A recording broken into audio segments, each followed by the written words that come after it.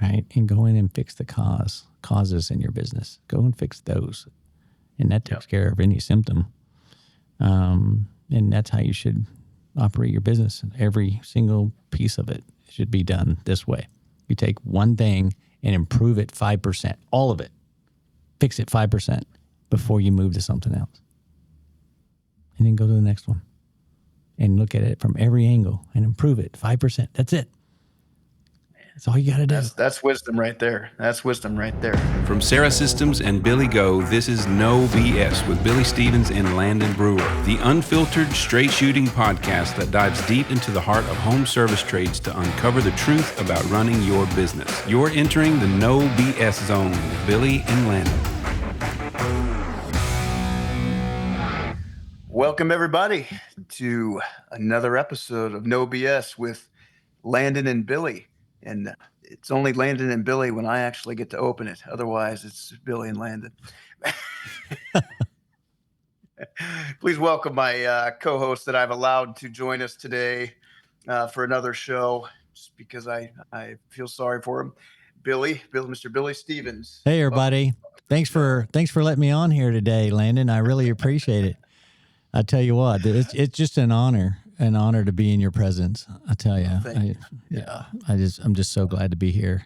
I just can't wait to see what, comes out of your mouth today, other than what greatness spews. Yes. Right. The green spews from the Monster Energy drink that you have.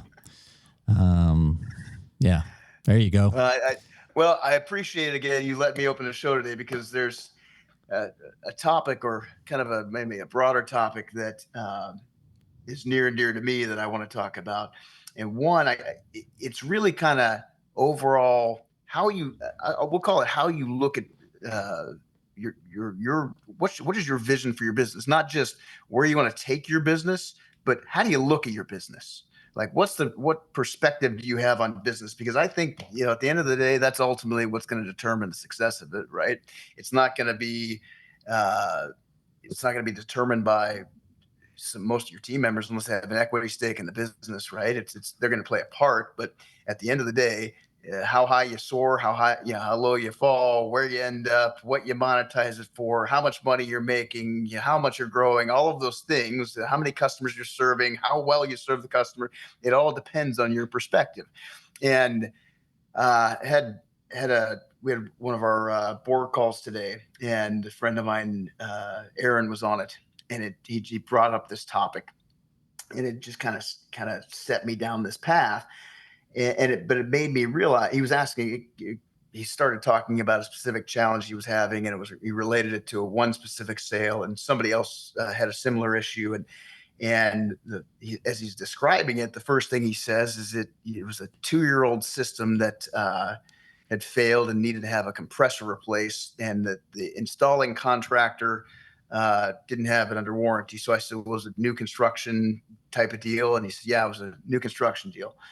And so who did you assign to the call? I said, it was only a 2-year-old system. So we had kind of one of our lower guys there, right? And first, to me, that's okay, well, that's where you lost the call. Nothing that you're about to say is going to have any more relevance, because I know that they probably fumbled up their words, or they probably didn't provide the right options or the right packaging and all of these other things that systematically need to be corrected. But from the get-go, just how you're describing the call, it's already lost, right? In my world, I'm like, holy crap, we got this 2-year-old call that was just a terribly installed, non-functioning system now by some third-party subcontractor during new construction, and this probably a beautiful home that somebody paid $500,000 plus for, and now they're having to deal with this. So you can come in and save the day. I would send your best person there and take a look at the airflow, take a look at all of the crap that happened during the installation that should have happened and didn't. Take a look at, they just made this massive purchase. Like they were very highly invested in you coming out there and providing them with options to resolve this. But it's only 2 years old, and you under warranty, and somebody else's things. You just sent of course you're going to lose the call. You lost it right there, and it has everything to do with perspective. a winning perspective is looking at that call and saying, wow, what a massive opportunity. A winning perspective is taking all of your calls, designing a system around all of those calls to make sure that every time you run a call, it's going to be run the same way. And it has an equal opportunity, whether it's 2 years old, 20 years old, of being a $15,000 job, right? If you can have that opportunity, if you can convince the people that work for you that's how it's supposed to work, you got it. That's life-changing compared to that perspective. And that's just one perspective in business, right? And here's where I'm going with it. You can view yourself as an operator. You can view yourself as a business person. You can view yourself as a technical person, a technician, a salesperson. You can view yourself any way. And that's the direction your business is going to go. Here's what I would suggest that you do. I would suggest that you view yourself as a student of this business, of this industry. If you view yourself every day as a student of your own business in this industry, then the business will go in a wholly different direction than if you just kind of silo yourself into one perspective. What do you think about that? Did I just rant for no reason? Yeah, I thought I was reading. You thought you were at a revival and I'm just preaching, or what? Yeah, there you go. Man, I agree with what you say. It's all about perspective. I mean, there's obviously the whole thing was put in improperly, right? That's the bottom line. All right, and it's not your fault. It's not the contractor that went out there they got the call because of this problem. The customer knows there's a problem and it's done improperly, and it may require a complete tear out and redo to get this thing fixed. But you need to go in there and go, this is a complete tear out and refix and fix this thing, and be very informative about this situation and explain the situation and go, look, it ain't going to work the way it is. Bottom line, there is nothing that's going to make this any better unless we do this properly. And the other thing that you got to think about, the customer may only have lived in that house for a couple of years, but they didn't go out and buy a new air conditioner and have it financed. That opportunity is still available. Yep. And so this opportunity is to sell an air conditioner in this situation and fix it. More than just the air conditioner, everything else that's caused this problem already in 2 years. Yep. And get them financed on it, because that's just what's going to have to happen. Unfortunately, they're going to have to pay more for the house in a sense, because they had to go out and finance this new air conditioner 2 years later. But no warranty is going to fix it. No warranty work. And that contractor that installed it, he was a subcontractor probably. And you know how, I don't do new construction, but it's a little different than what we do in residential service and commercial and stuff. New construction. New construction is a lead source for us. Yeah, exactly. It's just a lead source. And if it's installed improperly, every one of those houses on that street are done wrong. So even though they're 2 years old, there's a problem. It's a massive opportunity. There's a massive opportunity. And all you're doing is going in and solving problems and be known as a problem solver, and then you'll make a sale. But if you're guilty because you're replacing a 2-year system with a new system, I don't understand why you should feel bad about that. I mean, the builder should be responsible, and he's not going to be responsible. Well, the worst is, they didn't end up selling it because they provided, kind of lower level options, and the customer wasn't excited about it. And then there was another story where they're related to a contract. Like, it just kept getting like more and more details of which. I know. I love that where I got a brother-in-law that can do it. Yeah. I'm related. Yeah, I got. Yeah. Why did that come out later? Why aren't they here? Why am I here? Yeah. Well, why did you call him? Yeah. Like, do you not like him, or like, and so that was Kyle kind of went there. I'm always been that guy. I'm like, okay, I will just ask you the awkward question right back. Like, okay, well, I can't do. Why is he not here? Yeah, it costs too much. I'm like, well, get him on the phone. Let's ask him why. Or yeah, and here's why you can ask those questions too. Like, why you and I can ask those questions. So we know that we sent somebody out to a home. They went out, they did a thorough job, provided top-notch level service. They were, like 100% like our playbook. If you get to the end of the call and you don't sell something, it's my responsibility to ask why. Like, you have a need and we can solve the need and it's not being solved. What happened? What do we do? Like, just, tell me, what the root cause of this thing, because I'm here to get it resolved for you. It's literally why it could be as little as you smoked a cigarette in the truck before you came in and they didn't like that smell. I mean, it could literally be that, and so, but at the end of the day, if the result didn't happen that you would anticipate, right? There's a problem somewhere along the lines, and the objective is to find it. And a lot of the times you'll hear from salespeople, technicians, etc. You'll hear excuses that are objections, that are common objections, right? You'd be like, well, they didn't have the money, or they needed to talk to the wife, or needed to, the dad stepped through the whatever, right? And those are just objections that, if you got the right process, they should come out, right? And you're not going to sell every customer, but you're not going to sell the customers that you don't give yourself a fighting shot at selling. And that's what I mean by this perspective thing, right? So at the end of the day, your perspective on every customer interaction, on how you view your business, on what you're looking at in your business, on the data that you're using to run your business, on are you constantly looking to make the business more efficient, tweak it, make it more profitable? Are you constantly, looking at re-engineering it and becoming a student, learning more stuff? If you're doing that, that's this question doesn't even come up, right? So how else can you be a student, right? You can join the best practices groups. You can listen to a couple of jabronis like us on a podcast. You can, go to YouTube. You can go to the internet. You can go to all the Facebook groups. Like, there are a million ways to be a student of this business, full time. But, get your financial statements. Start learning your financial statements. So start there, because, like you always say, it's the number one KPI, right? If you're in business and you don't understand the financial statements and how they come together and how they end up looking the way they look and what they mean, do nothing else until you figure that part out. Yeah. Because that's the goal of business. The goal of business, all the activity and stuff that you go throughout the day, is ending up on the financial statements. And that's did you win or lose? That's the marker right there. Yeah. So learn that first.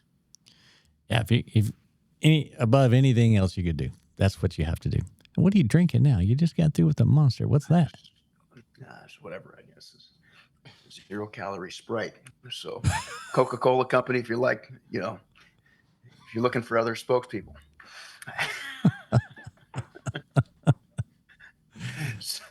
But you got to be the student, right? I mean, if you're not the student, I like to think that that's all that I've done, because I didn't know anything coming in. I wasn't technical. I had to just learn, and I had to try, right? And if I'm not a student, I'm still time material. I'm still, early flat rate. I'm still, not understanding half of the KPIs that are out here. I'm still just kind of listening and doing. I'm still showing up, and people give you whatever you need to resources you need, and then you just operate that way. Your business will evolve. Your business will grow. If it doesn't, it will devolve and it will die. And so you have to come in every day and come in with the attitude of, like, what steps are we taking to continue to evolve the business and grow it every day? That's right. And if you don't join the groups, if you don't network with the right people, if you don't constantly ask questions, constantly learn from your employees and team members and other businesses around you, if you don't do that, you're never going to really thrive in business. Right. And so number one, I think, is the financial statements. What's number two, you think, Billy? What else? What's the second thing in terms of being a student that you need to learn? You need to listen to your business. It'll tell you what's wrong with it. I mean, you just got to be aware. I think we get so caught up in the day-to-day chaos that we just completely don't see what's right in front of us. And then we don't have the energy to react or to do something about it. That could be a lot of it. I think that we wear ourselves out that everything seems so daunting, and we just get to the point where it's never that we don't care. That's not it at all. It's just that we're so worn out from everything that we can't do anything about what we should be working on. And a lot of it is maybe we just don't know where to start. And so, like you said, always start with learning how to at least read your P&L. Okay? Just go sit down with your accountant. I'll be honest with you. It's like watching paint dry. Learning to read a P&L. It's not fun until you get it. And then once you understand it, it becomes like a sport to me anyway. Like, can I do this? Oh, can I do something to affect this right here, this gross profit, this COGS, this whatever? Then it becomes a sport once you understand it. So go through the process of learning it. Increase your cash flow, increase your equity, how those things relate, how you're building a valuable business. It's like it becomes a fun game. It's like, okay, I started with this and very little equity and a lot of liabilities. And now I'm figuring out how to grow cash flow, and I'm paying down the liabilities, and I'm growing the equity, and now I'm growing my enterprise value. And all of a sudden I went from this, little nothing that didn't have a lot of value to something that's worth tens of millions of dollars and it's generating tons of cash. Because you've become a student of how to do that. And you watch it right before your very eyes every 30 days. You get to see it. Like, oh my gosh. And then, of course, you got your daily KPIs and stuff that you can see on the daily. That's probably next, right? Yeah. I mean, that is you got to know, like what day-to-day actions and KPIs do you look at and actions that you take to affect those things, because eventually those will lead to what happens on the financial statement. Right. But we watch KPIs in the company. I get that. That's what all the gurus and best practices groups are teaching, these KPIs for the company. But where's the KPIs for the people doing the work? Why isn't that being taught? Where's that? That's a good point. Yeah. We have to hold people accountable, and they have to perform, and they have to do things. And we don't even talk about that. And all these best practices groups, all this stuff that's going on, and that's never even discussed. It's like, so I think you got financial statements, right? That are like the encompassing thing, and it's broken down into like your day-to-day KPIs, your daily huddle information, right? Which is just information about the business. And then below that, you've got employee performance reports and KPIs, right? Yep. And then below that's the activities that everyone's doing to make up those things. Yes. Because you start with the activities, then that determines the performance of the employee, and the collective employee performance determines the KPIs of the business, and the KPIs of the business determine what's on the financial statements. Yes. There you go. I don't think I've ever heard it said that way before. So I think we just maybe came up with something brilliant. Well, look at that. It should make you the main host every time. But I mean, that really, we should flip that, because the actions that you take daily impact the performance of the employees. Performance of the employees are what determine the KPIs of the business. The KPIs of the business determine the financial statements. The financial statements determine everything about your future and the growth. So, that's it. We've done our duty. Have you ever heard of KOI? KOI. What's KOI? Key operating indicators. Key operating indicators. I like that. Yeah. I mean, what's your favorite KOI? Well, I mean, they're all my favorite. It's just identifying them and then start measuring them, right? Yeah. And you got that, and is more geared toward, and what I do more towards the people that need to create the KPIs, that need to manage the KPIs, right? And so it's all about the operation, having the right job duties, having transparency, making everybody understand, what the goals are, what the financial statements are telling them. I mean, we had our company meeting yesterday. I'll just go right there. And we led off with the financial statements in the morning. The first thing we do. And we talked about some costs. We had a bad year last year when it come to auto accidents. It was just, we had more auto accidents out in the field last year than we had in my 28-year history combined. I mean, it was just terrible. It was like every single week. it was something. Just crazy. And just a junkyard of trucks in the back. So, it's like, and the very first thing we start talking about is what, first and foremost, we had 45 insurance carriers that our company brought in to find 2 to give us an offer for renewal. Took 45 to get 2 to say yes. Wow. All right. And they don't understand that. They don't understand it. Wow. And so then the lady that handles all the insurance and all that stuff was in the back of the room. And I said, okay, how much is the insurance this year? Just auto. And she said $350,000. Up from a 150, I believe is what it was. 200,000 more than last year, than the previous years. Now we got to go pay for that. But their jaws dropped because they had no idea. And I said, that's $30,000 a month. So we have to go out and sell 2 air conditioners a month just to pay that on a dollar for dollar basis. That didn't include paying for the equipment, the labor, overhead. And remarkable. And so this is how you get them to understand that the owners of the company, they always think that we just make all the money, and they don't. And but their actions don't affect the company at all. And so the point I'm trying to get to here is, whether it's that or whatever, your employees, you need to have some transparency in what it costs. What they need to understand what it really costs to run a business. And so that's at the top of my list. That's at the very top, and that goes with the financial statements. You need to rip out the financial statement, whip them out, and here they are. Let's go through it. My employees understand a financial statement, not to the degree that I do or, owners do. They understand things, cost of things, and the percentage of things, and how that's what they understand, the basics. So that when I have a conversation, I can have a conversation they can relate. And so once you learn how to do financial statements, other people need to know in the company. You can't be the only one. You can't hold it and keep it to yourself. Now you need to take that newfound wisdom and share it with your employees. Yeah.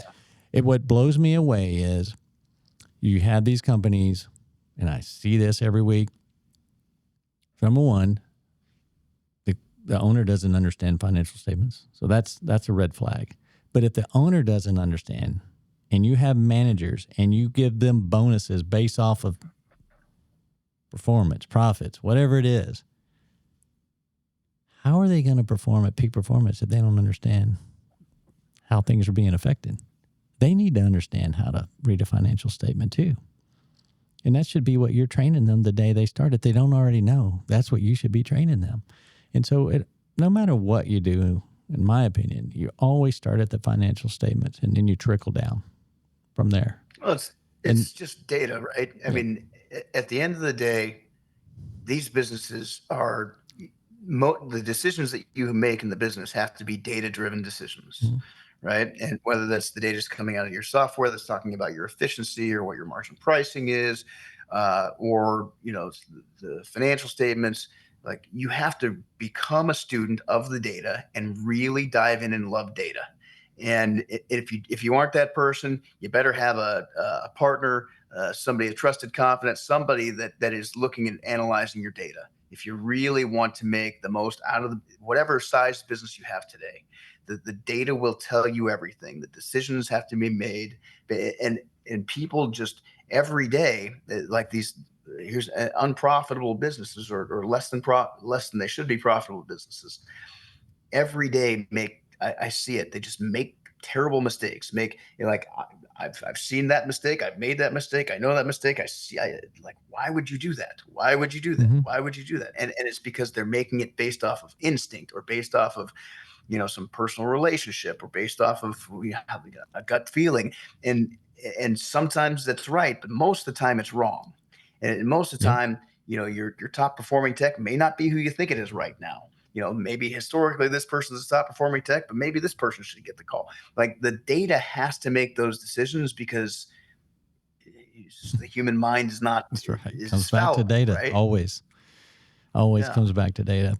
And another thing is, let's just talk about employee perspective, because employee perspective is, an employee is worried about getting time, right? Or he's worried about making sure he sells something, getting commission so he can get paid, or he's worried about, his hours or whatever. Not one time do they think about what's the overall payroll when you pay the payroll for everyone. Tell them that number and see what happens. They never think about it one time. No one in your company, no one but the person doing the payroll and the owners of the company know what the payroll is. Okay. As a group, the whole payroll, and the money you got to transfer into your payroll account so you can pay everybody, right? Why don't you tell them what it is? It will blow their minds. But now you have something to talk about. Now you have a reason to go sell when you go to that 2-year-old warranty problem that's never going to be fixed. Now there's going to be effort. Rip that thing out and redo it the correct way and get paid for it. Instead of going, I was there 6 hours and got nothing, because they know a guy that knows a guy that's going to come now. But you didn't learn that till 3 hours later. What were you doing there in the first place? If that's the case, it's a lie. It's just an objection. You messed that call up, not the customer was needing a solution. You didn't provide a solution in a way that they felt good about. Right. Yeah. So it goes back to that. So no one thinks about the overall payroll and how much money that could be. And that's your biggest expense every week, every month, right? That's your number one expense. And it's when you do the overall payroll, it's big. Maybe your payroll's 25% on the COGS, but then you got the overhead payroll in addition to that. And so it's a big number. And I love it when I have new employees that haven't heard it before, and we tell them, this is how much we have to, this is how much the payroll was this week. And I mean, it boggles do their they mind. have any idea what percentage it has to come in at for the model to work, for the business to work, the business to make money and grow? Oh, absolutely. Do they know that? It's a good thing you brought that up, because every single line item on a financial statement, on your P&L statement, should have a percentage of revenue on it. Yeah. Every single line. It should have it each month, and it should have it every year to date and in the end of year. And so, because percentages are easy to understand, if you're looking at a financial statement, you did 400K this month and you did 500K next month, and you didn't have any percentages of revenue, you couldn't tell if you did better with your labor costs were better, but you couldn't tell, or maybe they were worse if you didn't have the percentages. You got to have the percentage of revenue to understand if it's better or not.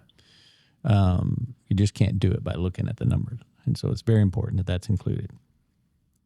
But that's a great point. But it's extremely. I see a lot of these people who, this came up in a call today. A lot of these people, especially if you have big seasonal fluctuations, like in HVAC, for example, in the summer, and you've got maybe 6 months of shoulder season in some areas, right? So you'll see this constant growth trajectory of revenue, and people, it's like demand season we're in. Okay, get ready, guys. This is where you all make your money, and everybody's doing that. But now, and then the overtime is up, and this is up, and that's up, and nobody's watching the efficiency of the revenue that's being brought in. And all of a sudden, you went from making $300,000 a month to $500,000 a month in revenue, and your labor percentage went from 20% to 30%. Yeah, it's like, okay, well, you're probably not making as much money. That's right. Why don't we just shut the doors at 6? All that effort for nothing. Yeah, just close at 6 and go home. Yep. Screw that working all night bullshit. It's crazy. It's crazy. That's what we do. We close the doors. We'll be seeing you in the morning. I think I've shared this. Again, you have experiences, you learn, you become a student of it, right? I remember we weren't controlling our financing plans, and it was like we lost money in August out in the Southwest because, we opened up these financing plans and started promoting these financing plans to 60 months, 0 interest that would cost us 15 points. Mm-hmm. Right. And, we weren't making 15 points of profit, 50%. Yeah. So, all the guys made a ton of money. They made a ton of sales. And then we had this massive financing bill that just ate all the profit. And all the managers were like, well, I guess nobody's getting the bonus because you couldn't, manage your. That's another area of data that's probably the most underutilized area of data that you have. If we've talked about it before, but we should really dive into this because it's an important point that nobody talks about. You should have great relationships with your financing companies. And depending on which ones you use, most of them they should have. Surprisingly, a lot of these finance companies are just fintech companies that don't capture the data that they should to make them worth billions. But you should have a great relationship with your financing company because they contain information about your customers, your customer demographics, your specific area that you don't otherwise know. Like there's just a tremendous amount of information. We would have with our GM calls, we would have a couple of GM calls a week, and at least once a week we had a representative from whatever primary financing company we were using, and they would go over, here's how many applications by branch that you took in. Here's the percentage of your customers that are using financing. Here's the percentage of customers that were approved. And so if we would start to see it, and here's the plans that are being used, here's what your cost is. So we knew in advance what was happening. We could say, hey, Tucson, you stop the use of these, cut out these financing plans and you got to bring your financing cost into line here. Or, hey, this was a big one in Las Vegas when the economy took a turn. It was like there were specifically in COVID when they had, I don't know if we can say that on YouTube, maybe edit that out. Specifically during that one time period where the morons that run our government shut the world down, we had big issues in Las Vegas because it was an economy that was based around hospitality, and hospitality was not around, right? So what happened is incomes came down. People started, not making their credit card payments, rent, etc. And so you had specific areas in Vegas that were high risk of being declined for financing. And we were targeting a lot of those areas with our marketing. And so we said, well, what zip codes? They could break it down by zip code. Mm-hmm.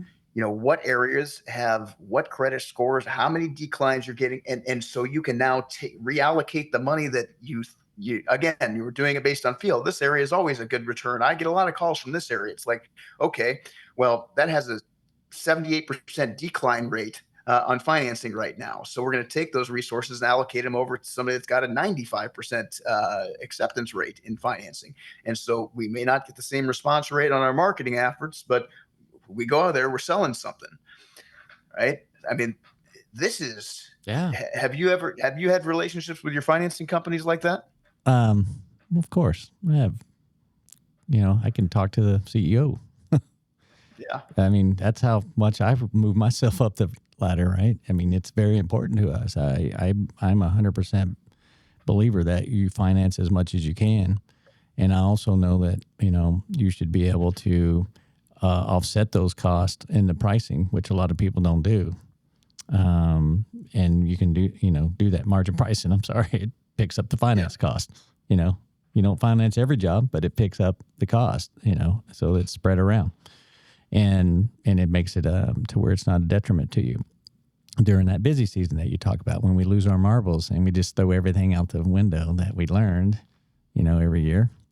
But yes, I'm in touch with we're in touch with the reps. We're in touch, with management at the finance companies. We use data. We want to know who has good credit before we go to a job. They can, some of these companies can tell you what the likelihood of getting approved is by running, I don't know, either soft pull or no pull at all, just by having a date, an address. Yeah. And so you can have confidence that as you're sending a technician out, at least you have the ability to sell something. Yeah. And again,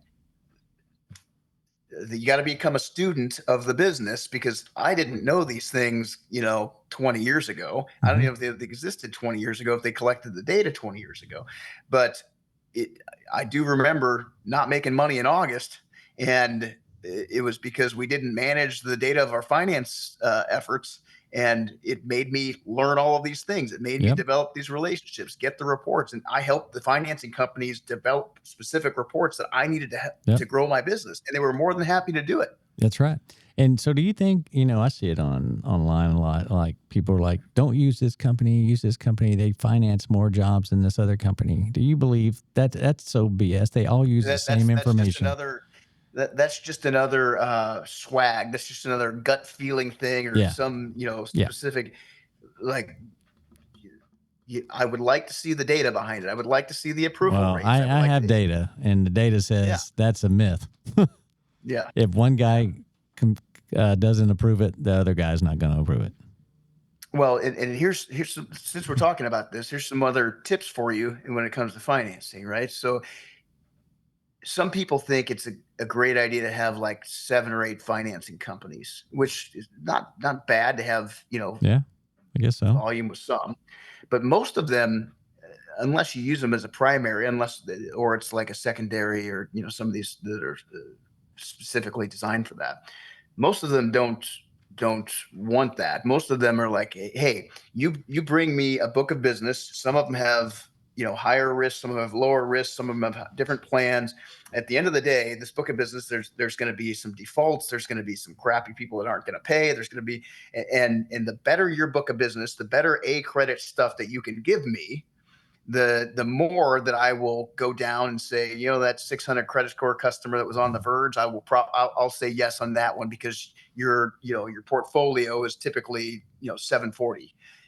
And so if you just give people the leftovers, or somebody that your primary one didn't accept, or they didn't have good terms, you're not going to get good results from those companies. You're going to say, oh, that they don't approve anybody. Well, you got to send them a majority of your business to get them to approve it. Yeah. And then you develop that relationship. I use one. And I can't tell you. Yeah, you should use one primary and maybe have a secondary as backup.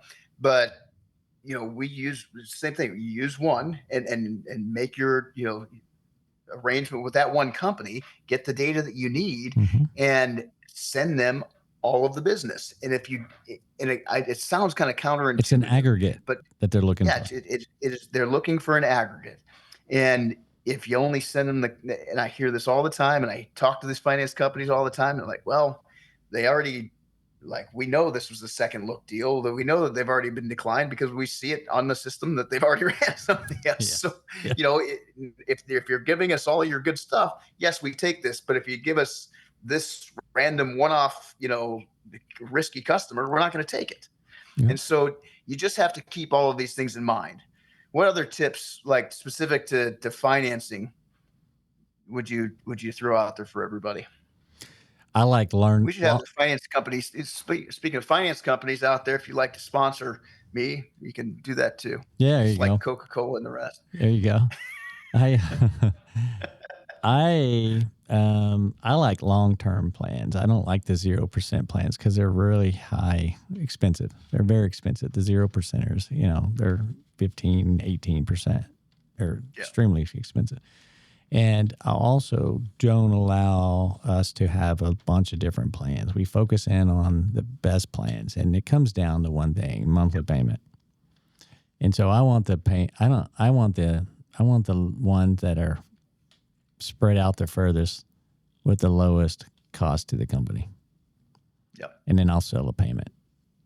We'll sell payments. Yep. Right. That's the ones we like. Don't really ever push the 0%ers.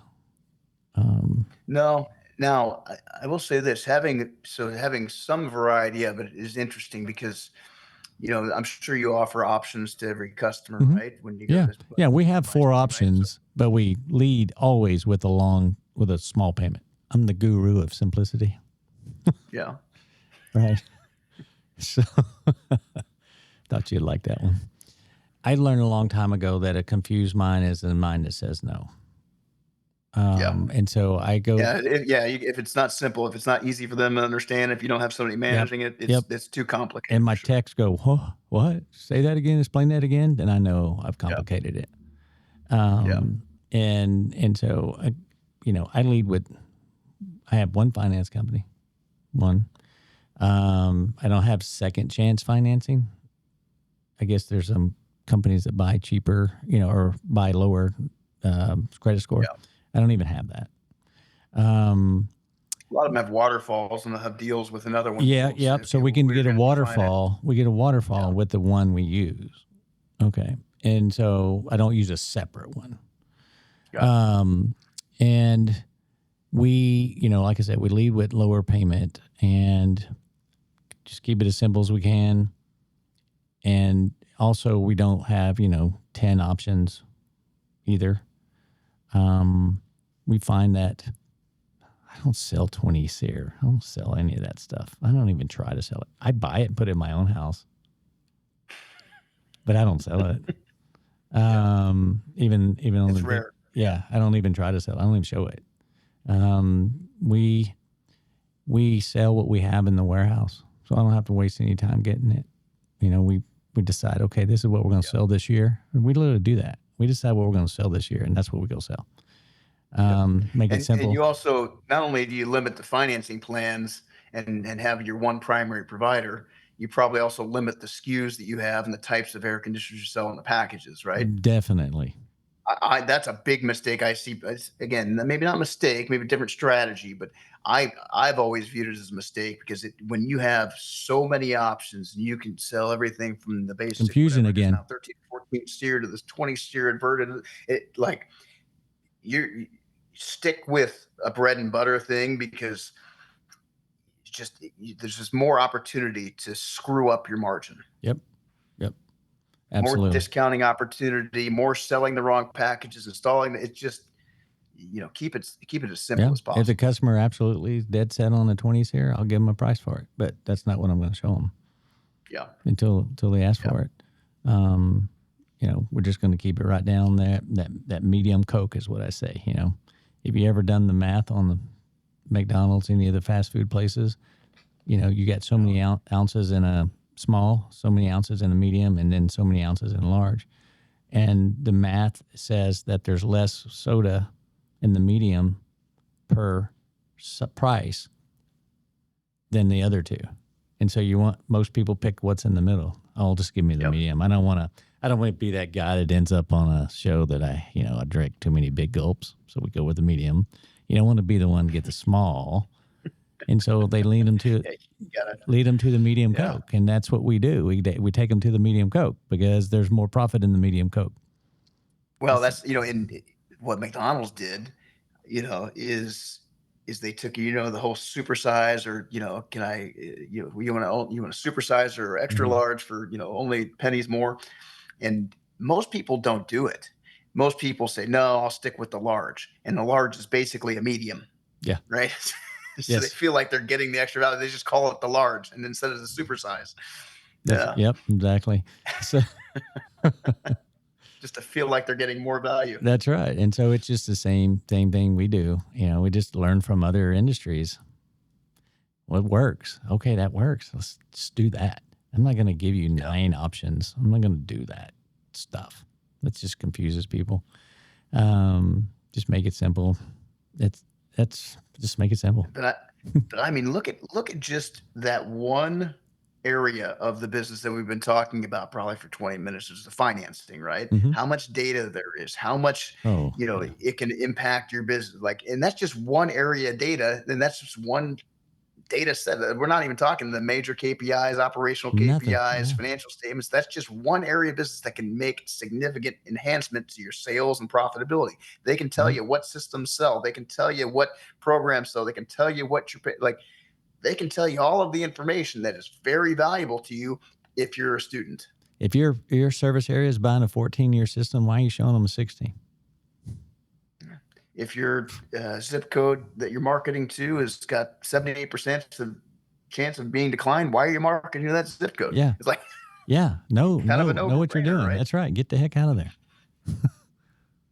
Exactly. Yeah. Let everybody else go run those while you're out making sales.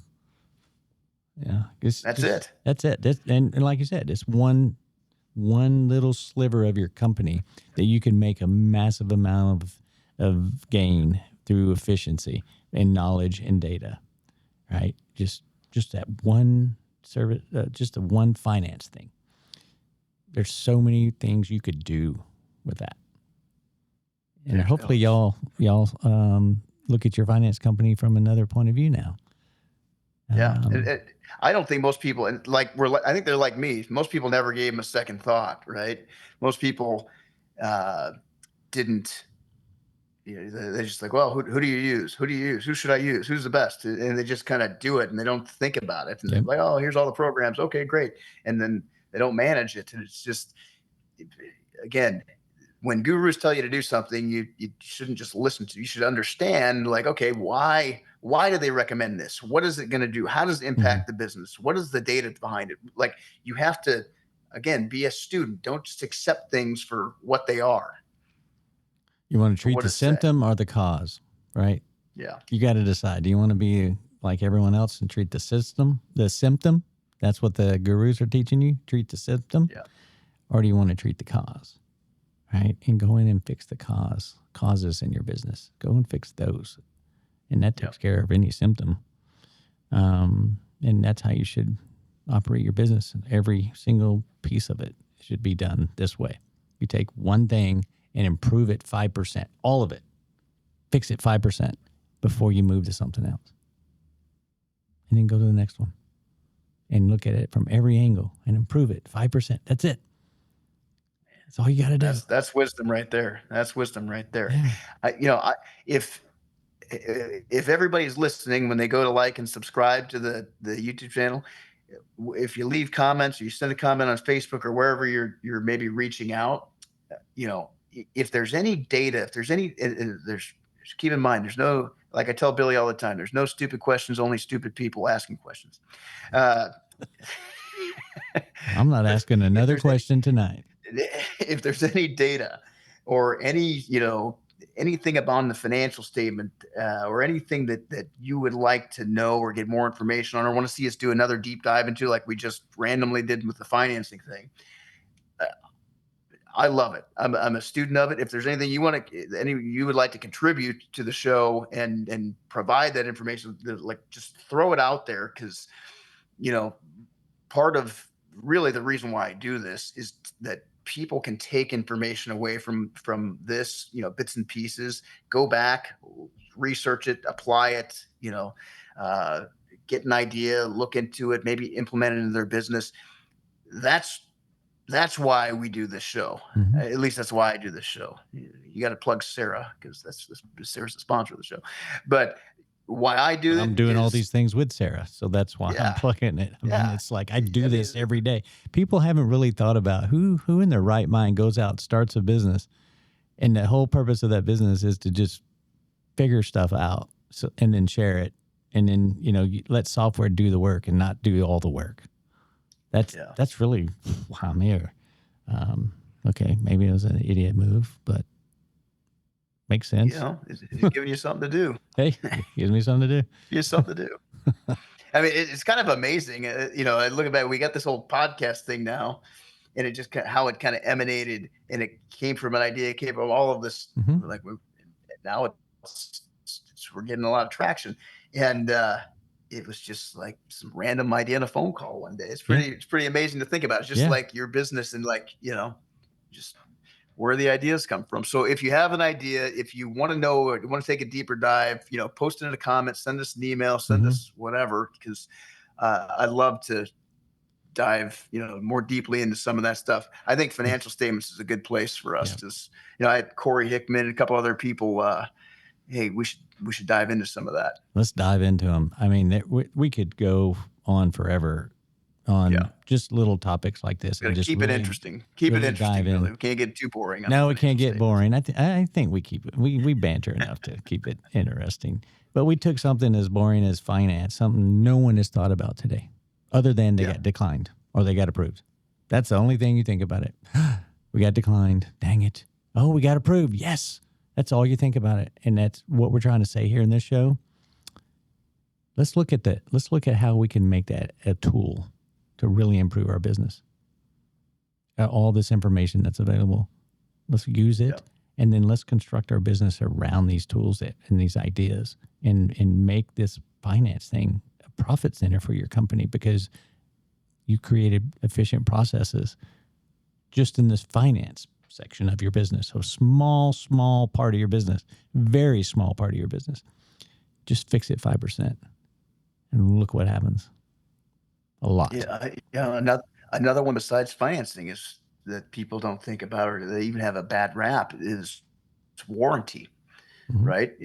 Warranty is a completely other different, but it affects, part of the sales process. It affects your liability. It affects, which is the worth of your business and your personal net worth. It impacts, it can be a profit center. It can be a lead source. There's so many things that people don't think about. It's like a secondary thought. And if not handled correctly, it could be a liability. It's in the automobile industry. It's literally like the biggest profit source of car dealerships around the country, right? So, that we just kind of don't think about or don't do, or do the wrong way. Yep. There are so many of these things that if you become a student of the data in the business, it'll give you a completely different perspective. Absolutely. Awesome. Great show today. You did a great job leading this one. Thank you. I should do it more often. So I want everybody, we just should ask the audience now. No, this is definitely yours. This is your cup of tea. Oh, it's all good. I enjoy it sometimes. I like sitting back and letting you go. It's fun. I like switching up. Yeah, I feel like a puppet or like a wind-up toy. You just kind of wind it up and just let them go. There you go. That thing went for a while. I did. I had an opening model. I felt like Johnny Carson that way. Oh, I wound it too tight. Hey. Awesome. All right, buddy. I appreciate it. Hey, everybody, like and subscribe. We really need you to like us and subscribe because we want this show to get out to more and more people. If you think that someone would prosper from this, learn something from this, or you've learned from it, please share it to people we all know each other in this industry, through trade shows and stuff like that. You made friends all across the country.